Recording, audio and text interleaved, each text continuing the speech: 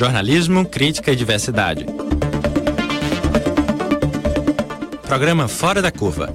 A gente fala o que a maioria cala.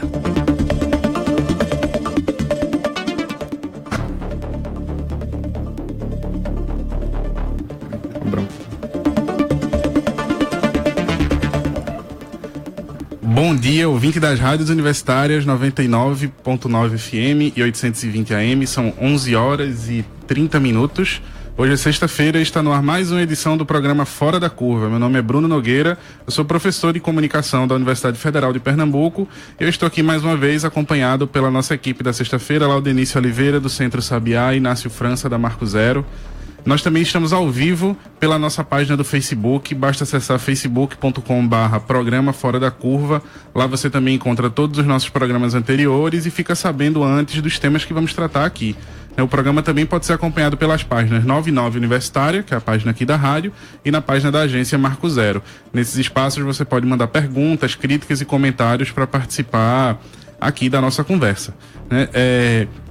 E já começando, desde maio de 2016, quando o Brasil passou pelo processo de impeachment, 13 processos de demarcação de terra foram remetidos de volta à Fundação Nacional do Índio. E foi criado um grupo com membros indicados diretamente pelo PMDB, para declarar limites e desaprovação à identificação de terras indígenas. Hoje, o Brasil conta com cerca de 900 mil indígenas, um número que já é pequeno e que tende a diminuir e que passou a sofrer cada vez mais violências do poder executivo, legislativo e judiciário. E aí, para conversar com a gente hoje sobre esse tema, sobre essa violência cada vez maior e cada vez mais ignorada pela grande mídia, contra o povo indígena no Brasil, a gente recebe hoje no programa Fora da Curva Saulo Feitosa, professor da Universidade Federal de Pernambuco, do campus de Caruaru, que durante muitos anos fez parte do Conselho Indigenista Missionário, CIMI, e Guilherme Chucuru, representante do povo Chucuru de Pesqueira. Bom dia, pessoal. Bom dia. Bom dia. Sempre que a gente fala a palavra violência, ela sempre remete imediatamente ao ato físico da violência, A gente vai até falar um pouco disso, vai falar bastante disso hoje, mas eu acho importante lembrar também que a violência ela também pode ser simbólica, Ela pode ser uma violência política, social, econômica. Então, para começar a conversa da gente, Guilherme e Saulo, eu queria que a gente pudesse explicar um pouco melhor para o nosso ouvinte que violência é essa que o povo indígena sofre no Brasil e já partir para essa nossa pergunta, Por que essa violência toda contra o povo indígena no Brasil? Bom dia, a gente quer agradecer a oportunidade de poder dialogar aqui nessa manhã. E, de fato, essa questão da violência contra os povos indígenas, assim como contra outros grupos étnicos aqui no Brasil e minorias, ela acontece em todos os níveis e a violência simbólica, ela é fruto do racismo. O racismo que se instituiu no Estado brasileiro e que perdura desde a invasão dessas terras aqui, que antes ocupada pelos povos originários. Esse racismo ele se reproduz de várias formas e a própria questão da identificação de índios já é uma forma racista, já é uma violência, porque quando a gente se refere a Guilherme e fala Guilherme Chucuru, então a identidade do Guilherme é Chucuru. Então o Guilherme não é índio, o Guilherme é Chucuru. Então pertence a um povo, o povo tem uma organização social própria e essa negação dessa organização social própria, quando se tira essa identificação étnica e se coloca essa terminologia índio, já é uma negação da própria identidade. Então já é uma das formas de violência. A gente teria muito o que falar sobre essa violência simbólica, mas para mim a negação cotidiana da identidade que a gente faz ao se referir aos índios, isso é fruto do racismo estatal mesmo. A violência cultural em si, assim, ela também ela é muito forte, Apesar de a discussão já ter atingido uma visibilidade maior do que já foi antes, mas a gente hoje ainda sente muito forte a questão, por exemplo, do estereótipo, e é uma coisa que a gente discute muito lá, do quanto se existe a expectativa do indígena, do cabelo de coinha, como muita gente coloca, moreno, sem pelo e tal, que atende a aquela expectativa. E aí eu, por exemplo, não atendo nenhuma dessas realidades, mas eu sou chucuru, pratico o modo de vida do povo chucuru, acredito na luta do povo chucuru, tento manter essa relação, Então, esse também é uma violência que a gente coloca muito forte e que a gente tem se dedicado bastante, inclusive por fazer parte de um coletivo lá em Chucuru que coloca isso como uma das pautas, A desconstrução desse estereótipo. Guilherme, eu queria aproveitar essa tua fala, porque, por exemplo, aqui em Pernambuco, a gente parece que não existe índio, né? A população, inclusive até questiona, Pernambuco tem índio, como assim? Os índios não se vestem assim, os índios estão até morando em cidade, tá até frequentando universidade. Aí questiona a identidade do índio, Pernambuco, principalmente aqui no Nordeste, como se só fosse os índios da Amazônia que estão lá dentro da mata, que podem ser identificados como índios. Queria que você falasse um pouquinho sobre isso. A gente costuma dizer lá em Chucuru que ser jovem, ser indígena hoje não é negar o que se tem de moderno, não é deixar de se atualizar. A gente começa a pensar outras lógicas de fortalecer a sua identidade. A gente costuma dizer que é a juventude de Chucuru utilizar o que tem de mais moderno para fortalecer o que tem de ancestral. Então está muito mais ligado aos princípios, a manter esses princípios, né? A defender esse modo de vida, a proteger a Serra do Urubá, que é o nosso território sagrado, e a manter aquilo que os nossos ancestrais pregavam como filosofia. E não exatamente está ligado a esse estereótipo, né? Esse folclore. Inclusive a gente brincava há poucos dias atrás, no comemorado Dia do Índio, né, nas escolas, onde na própria cidade de Pesqueira, onde se tem ali próximo, né, na zona rural da cidade, o povo chucuru, a maioria dos indígenas foram retratados com uma peninha de papel pintada de qualquer cor. Então a gente considera isso uma agressão, mas hoje, inclusive o tema do programa, a agressão física ainda é tão forte que a gente tem colocado essa discussão como principal, né, em todos os momentos que a gente coloca, inclusive no acampamento Terra Livre, que acabou de acontecer agora em abril. Já aproveitando aí o gancho que você puxou, né, além disso tudo que a gente conversou, no Brasil a violência também ela é de fato física, né? Nossa história ela é marcada por constantes genocídios aos povos indígenas. Mais recentemente tivemos esse conflito com fazendeiros no município de Viana, né, onde vários índios foram alvejados e teve muito relato de violência física numa disputa por demarcação de terra. Eu queria que vocês comentassem um pouco esses casos recentes, lembrando também do caso do ano passado, né, que tivemos com o povo Guarani. Só que antes eu queria só que a gente escutasse o depoimento do Diego Renan, que também é do povo Chucuru, e gravou um depoimento aqui pra gente. De Diego. Meu nome é Diego Renan, sou índio do povo Chucuru do Urubá, aqui localizado no município de Pesqueira, Pernambuco. Fico triste em saber a notícia dos meus parentes indígenas do Maranhão, onde eles foram alvejados e atacados por fazendeiros, um saiu até com a mão amputada, e eu acho que isso é uma tristeza, porque sabemos que nossos parentes estão lutando por uma terra não com interesses econômicos, e sim para sobreviver, praticar sua cultura e vivenciar os seus ancestrais e sua espiritualidade dentro dela.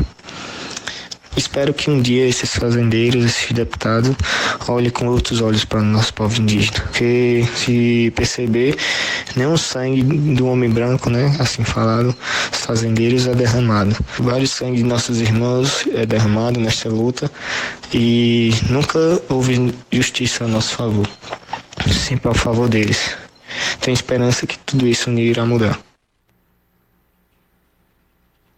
Essa situação da violência envolvendo o povo Gamela, é um povo localizado no estado aqui do Nordeste, embora o Maranhão tenha essa característica de ser transição para a região amazônica também.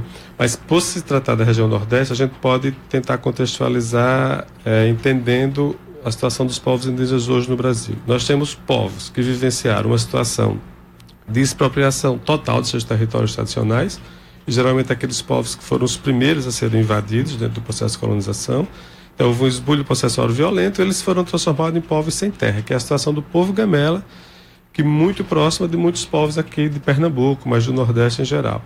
Então, como o esbulho aconteceu, eles foram expulsos de suas terras, as terras foram invadidas por latifundiários, e no momento em que a Constituição de 1988 reconhece o direito dos povos indígenas ao território tradicionalmente ocupado, aqueles povos que haviam sido expulsos dos seus territórios, eles começam um processo de retomada do território tradicional.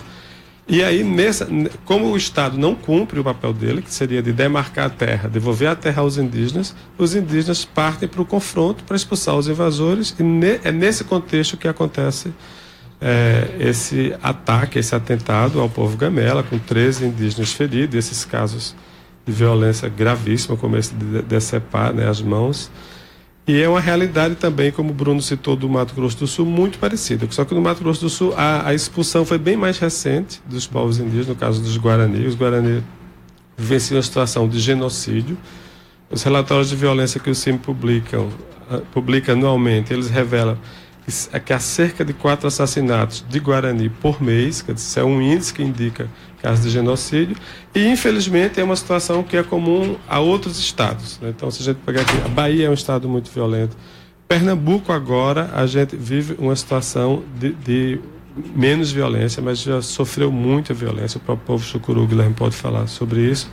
Mas hoje no Brasil, estados do Sul, do Sudeste e do Nordeste são estados onde há um conflito muito grande entre indígenas e os latifundiários, invasores. Você fala, eu queria entrar um pouco, você fala sobre a questão da Constituição, quando os índios começaram, deu direito para que os índios possam ter de volta suas terras. Essa comissão que agora foi criada, né, técnica, isso coloca em risco, que é para eles, o próprio Congresso, dizer e avaliar a terra indígena, se pode ou não pode demarcar, que tamanho é, o que não é.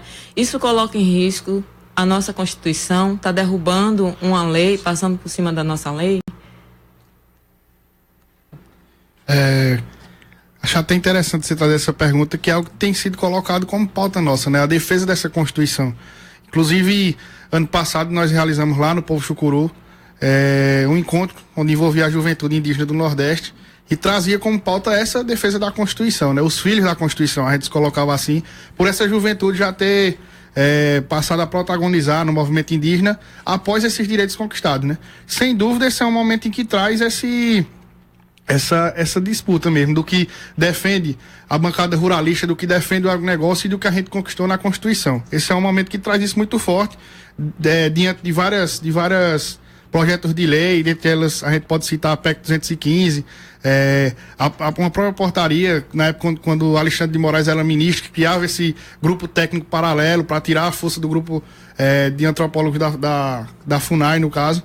Então, existe várias medidas que tentam retirar a força que foi conquistada e está lá na Constituição, nos artigos 231 e 232, e que dá ao Estado essa competência, essa obrigação, né, que aqui Saulo falava, de demarcar os territórios indígenas. Ela tem sido constantemente sofrida ataques no Congresso Nacional, né?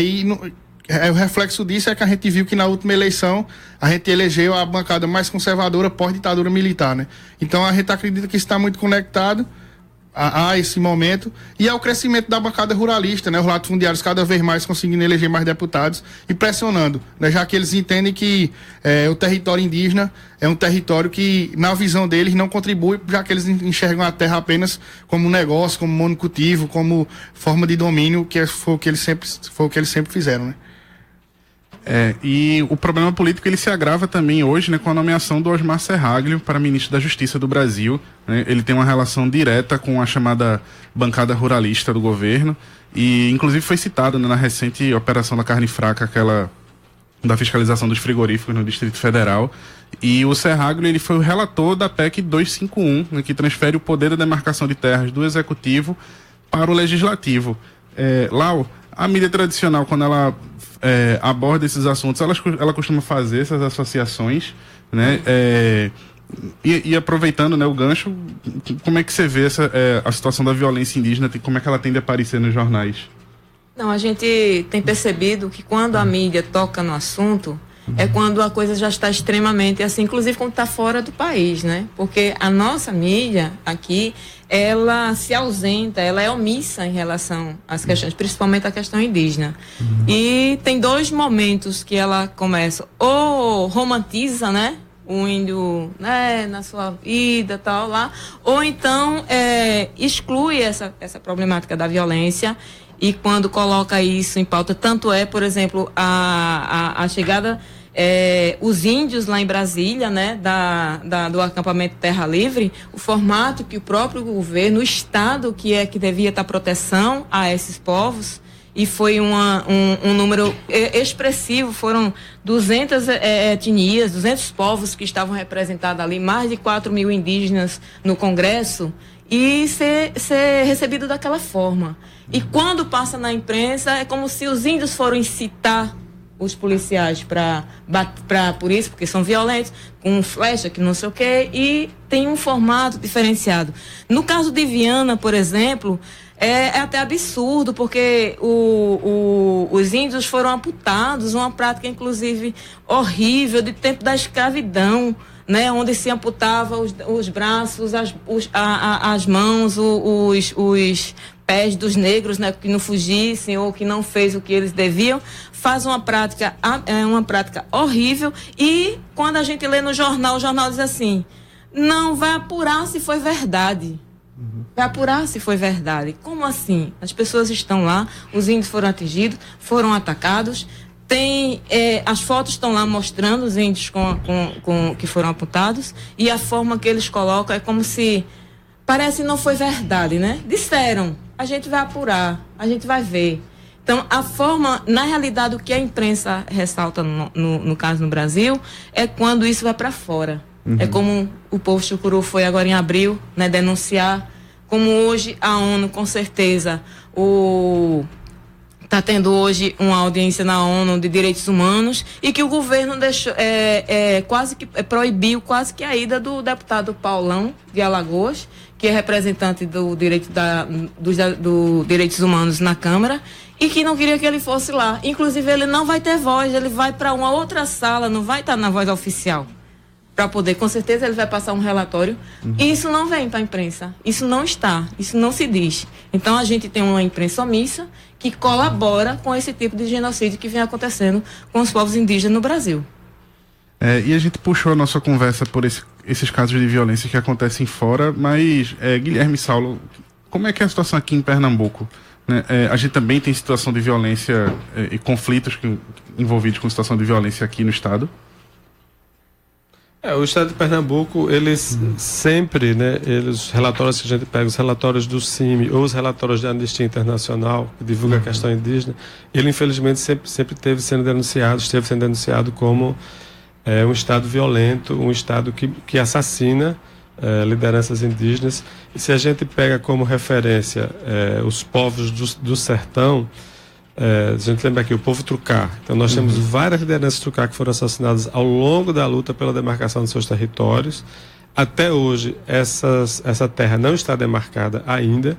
Eles têm um território tradicional que compreende a uma ilha grande e várias pequenas ilhas ali no Rio São Francisco, né? Então uma luta pela demarcação. Foram impactados com a obra de transposição do São Francisco, que retardou ainda mais o processo de demarcação das terras. Lá nos Trucá houve caso em que o ministro da Integração, que na época era o ministro Ciro Gomes, veio fazer uma reunião na comunidade junto com o presidente da FUNAI.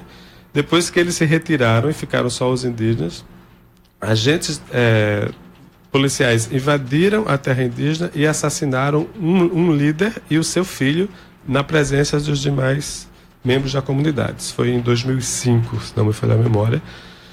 Além de muitos outros casos que aconteceram ali de assassinatos. E o caso Chucuru, que o Guilherme pode relatar melhor, os vários assassinatos que aconteceram, né? Então, mas lá a terra não está demarcada no caso dos Trucá. No caso Chucuru, a terra está demarcada, mas o processo de demarcação não foi concluído, porque ainda há ocupantes não índios presentes. Por isso que nessa audiência que houve na Corte Interamericana de Direitos Humanos, que Cacique Marcos esteve presente, é o povo Chucuru denunciando o Estado brasileiro pelo não cumprimento da sua obrigação de demarcar a terra indígena. Achei interessante, Saulo, lembrar o relatório de violência que o CIMI constantemente atualiza, porque ele traz ele mostra que toda a violência que acontece contra os povos indígenas, a grande maioria dela é relacionada à questão do território. Né? Então, é por isso que a gente sempre relaciona a violência que ocorre aos povos indígenas ao Estado brasileiro, porque o Estado brasileiro é omisso na demarcação dos territórios indígenas. A denúncia na Corte Interamericana de Direitos Humanos está aí para provar isso. Né? Ela chegar ao ponto que chegou do Brasil pela primeira vez, sentar lá no banco dos réus, foi causado por essa omissão. Então, o Estado ele permite com que essa omissão aconteça. E agora, não somente isso, ele tem instrumentalizado isso, né? Por exemplo, quando a gente fala, como já foi citado aqui várias vezes, a PEC 215, mas como já teve outras portarias que tentavam sempre dificultar, né? Como teve a mais recente de quando Alexandre de Moraes ainda era ministro da Justiça.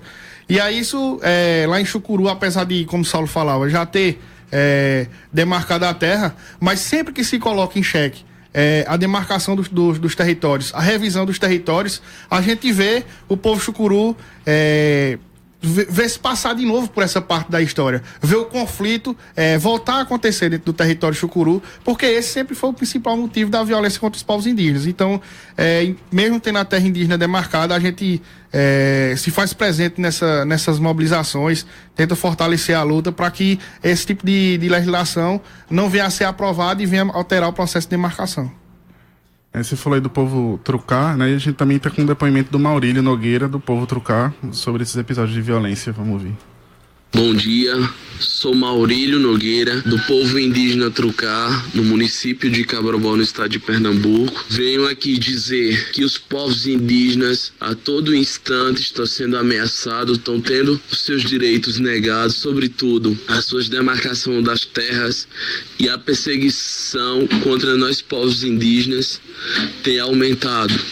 Agora, no último dia 30 do mês de abril, tivemos aí a grande perseguição contra os Gamela, contra os parentes. Inclusive tiveram com algumas partes do corpo sendo decepadas, como as mãos, a golpes de facão.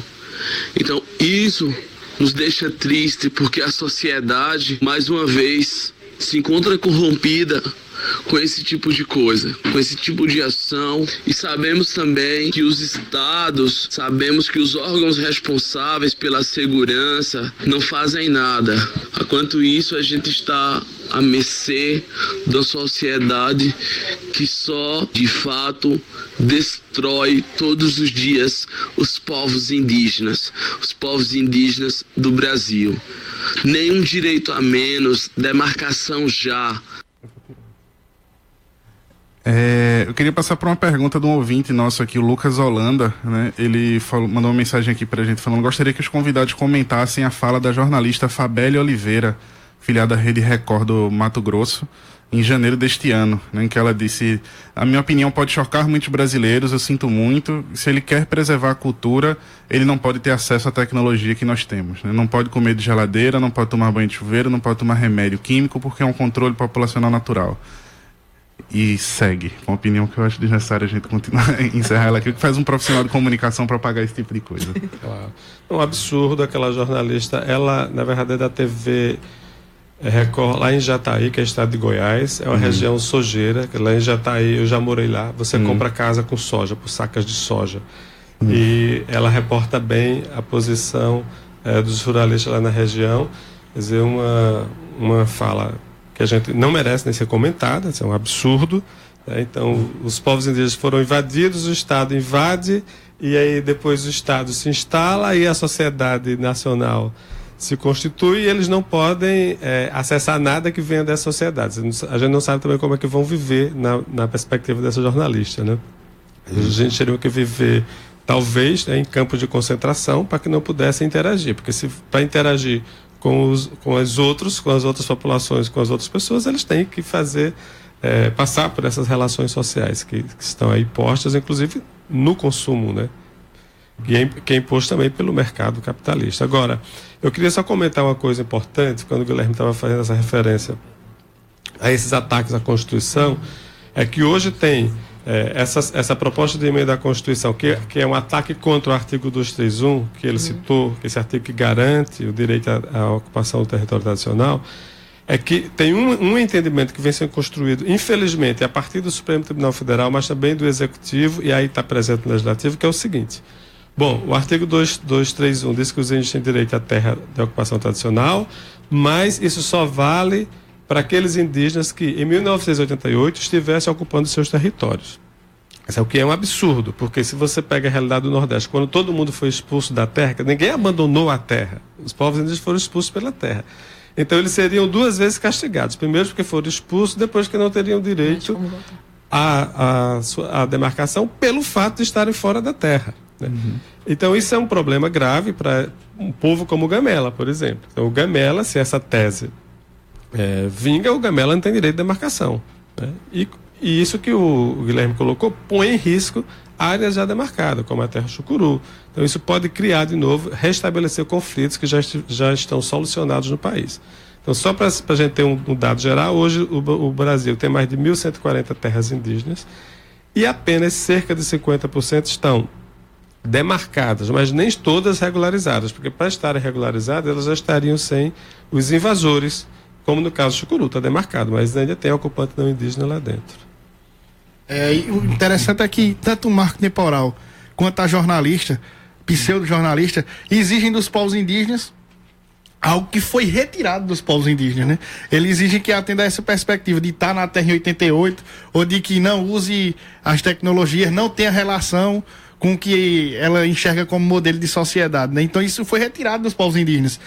Lá em Chucuru e nos povos indígenas do Nordeste, todos eles que tiveram esse contato mais intenso com a colonização, passaram por um processo de distanciamento da sua cultura, da sua religiosidade, do seu modo de vida, para se adaptar à realidade em que eles colocavam.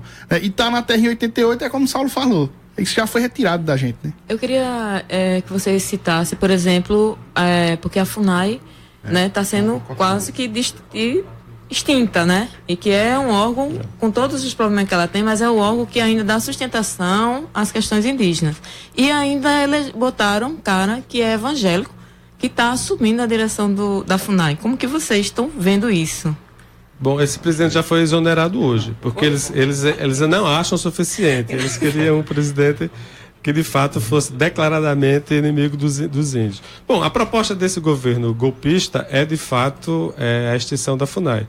O próprio ministro da Justiça, que saiu desse parlamento, com toda essa bancada que a gente está se referindo a ela, essa bancada nefasta, eles construíram lá uma CPI, a CPI da FUNAI e do INCRA, que é, na verdade, para atacar os direitos indígenas.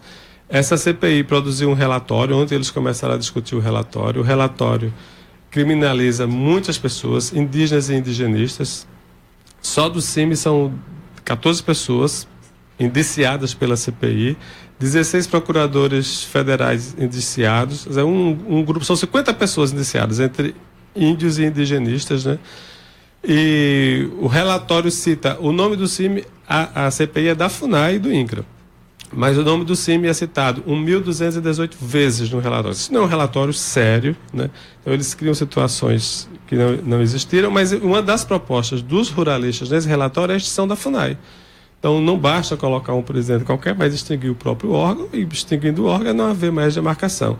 Então vai bem na perspectiva dessa jornalista, que essa é a visão da bancada ruralista em geral, né? Eu queria puxar também um outro depoimento que a gente tem aqui da Miriam Liane, do povo Capinauá, em Buíque. Ela também mandou... Eu sou Miriam Liane, sou do povo indígena Capinauá, município de Buíque. Os nossos direitos são definidos desde 1998 pela Constituição, mas por nós já tem mais de 500 anos, luta e resistência sempre. E o genocídio que está acontecendo, né, agora atualmente, teve o povo Gamela, que foi praticamente massacrado. A polícia militar não fez nada. Os fazendeiros tomaram de conta das terras deles, das vidas deles. Teve um genocídio também muito grande no ano passado, e ainda este ano vem tendo com o povo Guarani Kaiowá 380 mortes, jovens se suicidando, os fazendeiros matando os indígenas, aprisionando, escravizando também.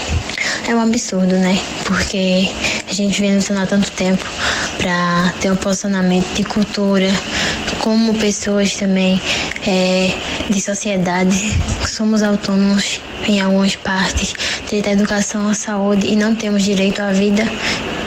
Isso é inaceitável.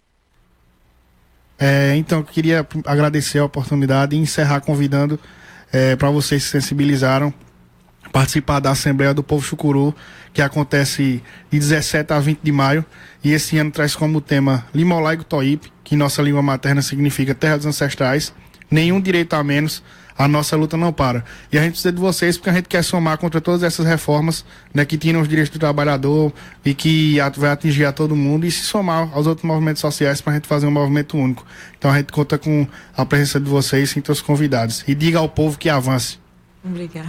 Nosso tempo hoje, infelizmente, já está encerrando. Nossos convidados eles vão continuar aqui com a gente, vão responder perguntas que vocês mandaram e nós vamos colocar na página do programa Fora da Curva. Lá você também vai poder conferir um depoimento do Ernesto de Carvalho, um dos co-diretores do documentário Martírio, né, que acabou de sair de cartaz daqui do cinema, mas vai circular o Brasil agora em outros circuitos, que fala também um pouco da luta indígena e é um esforço de dar visibilidade à luta indígena. Né? O programa hoje teve a apresentação minha, Bruno Nogueira, eu sou professor nos cursos de comunicação da Universidade Federal de Pernambuco, e teve uma produção conjunta de Ed Rodrigues, também da Universidade, e de Laudenice Oliveira, do Centro Sabiá, e Inácio, da Marco Zero Conteúdo. Os trabalhos técnicos foram de Marco Antônio, aqui da Rádio Universitária. Nas redes sociais tivemos hoje André Medeiros e Milena Oliveira.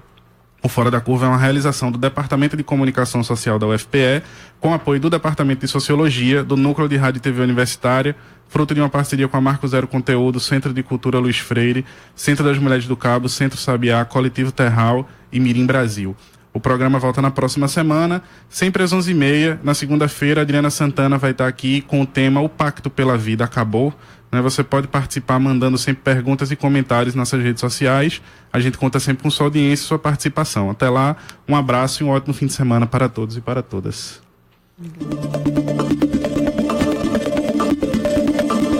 Fora da Curva. A gente fala o que a maioria cala. 12h01.